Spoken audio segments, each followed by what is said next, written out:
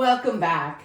You're watching Straight from the Doctor's Desk with me, Dr. Andrea Purcell, and we are mixing up chia seed pudding today.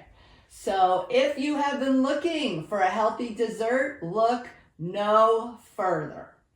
And you do not have to compromise flavor or taste just to be healthy. So today we're talking about puddings, and I know a lot of puddings are filled with dairy, and the chia seed pudding is healthy, it's dairy free, and you pudding lovers know that it's all about texture. So if you enjoy rice pudding or tapioca pudding, the chia seed pudding is a healthy twist for you today.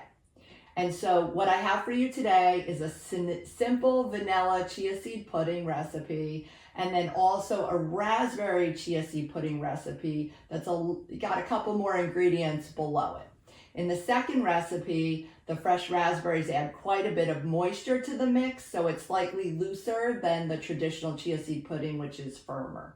But the combination of flavors is sure to pop on your taste buds. And the raspberry one, I just want to say, came from the Medical Medium website, so thank you so much for bringing that to our attention. Both of these ladies are dairy-free, fiber-rich, and incredibly good for you. You can use chia seed pudding as a snack, a dessert, or even a breakfast replacement. And if you love pudding, you're not going to be disappointed. It's just 4 simple ingredients. We have the unsweetened almond milk, maple syrup, chia seeds, and vanilla. You can either use vanilla extract or the vanilla bean pods. Check out the recipes below.